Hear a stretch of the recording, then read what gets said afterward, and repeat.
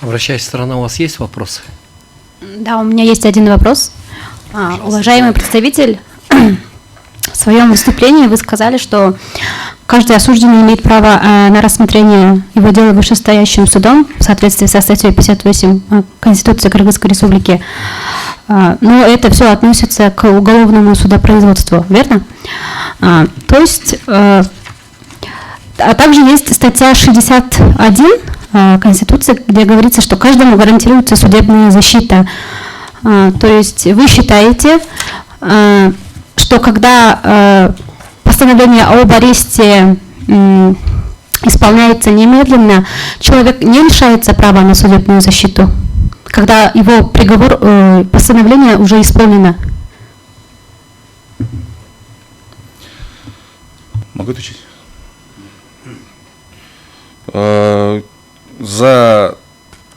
Мы свою позицию отметили, что да, в части 4 статьи 58 Конституции Кыргызской Республики каждый осужденный имеет право на рассмотрение его дела вышестоящим судом. То есть, получается, имеет право на апелляцию, подачи апелляции, то есть рассмотрение во всех инстанциях судебного процесса. Но здесь идет о том, что 566 где предусмотрено, абзац 1, что постановление суда об аресте приводится в исполнение немедленно после его внесения. То есть, получается, при подаче рассмотрения дела в суде составляется протокол, в течение 10 дней, в соответствии с Кодексом о правонарушениях. То есть, и уже до рассмотрения дела все обстоятельства изучаются, и суд принимает решение, исходя из составленных протоколов и состава правонарушения. Соответственно, судья принимает в данном случае один из видов арестов, либо штраф, либо общественная работа, и либо в конце арест на определенную в этом статье на сутки.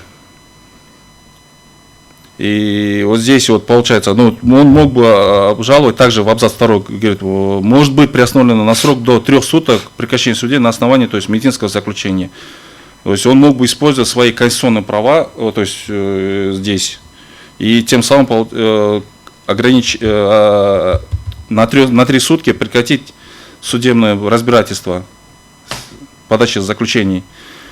И я, насколько понял, что в судебном процессе, что Тохтакунов Н.А. свои конституционные права реализовал в полной мере, то есть подал ходатайство в суд, рассмотрели его дело, обжаловал данное решение.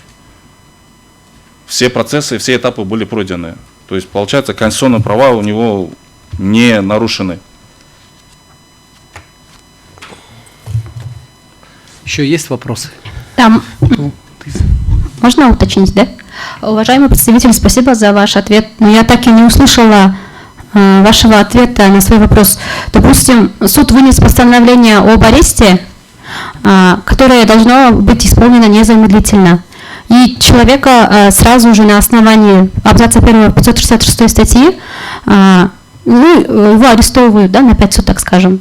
То есть... обеспечивается ли его право на судебную защиту? Просто можно да или нет? Спасибо.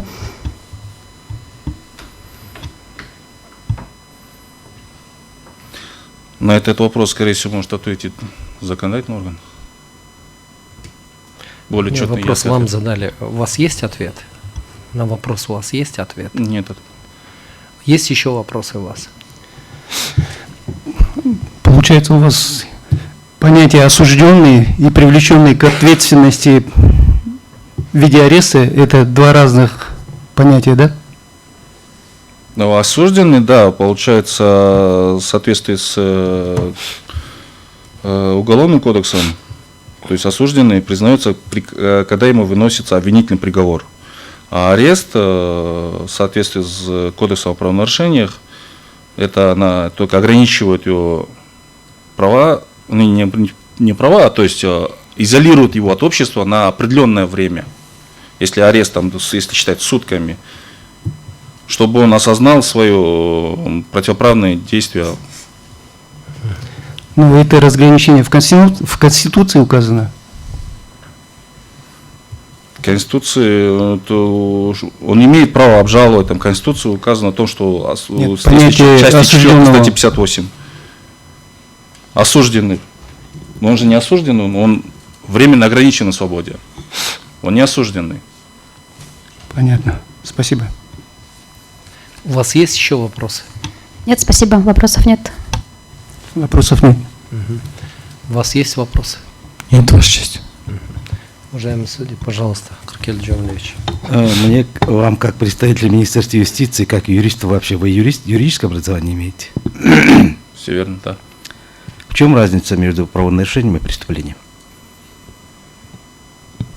Это разница преступления в его действиях, деяниях. Правонарушение – это те действия, которые направлены на общественность. Вот все преступления совершены на общественности, но то есть по тяжести преступлений. Но такие вещи надо на зубок знать. Хорошо? Подготовьтесь хорошенько. Буду иметь в По этому виду. вопросу вообще на будущее, как юрист. А так, в принципе, надо только говорить о том, что только речь идет о степени тяжести, нанесенных, вреда. Только так. А так, в принципе, это, в принципе, все эти, они объекты и посягательства, в принципе, одинаковые бывают. То есть субъекты, это никаких, только по степени тяжести. Должны четко знать об этом. Есть еще вопросы? Что? Да. У меня есть к вам один вопрос. Вот вы сослались на 58-ю статью, да? Да, все верно. Это вы сделали по какой причине? Или вы считаете, что люди, как вы говорите, ограниченные временно, да, в своей свободе передвижения, в данном случае арест, это что? Это ограничение свободы передвижения. В рамках Кодекса о правонарушениях, да, Да. они не имеют права на пересмотр дела вышестоящим судом? Или вот по какой причине вы сослались на 58-ю статью? Или потому что эта статья была указана заявителями? То есть я просто хочу понять причину, да? Согласно ходатайству поданному. Согласно ходатайству? Понятно. Хорошо, у меня нет тогда вопросов.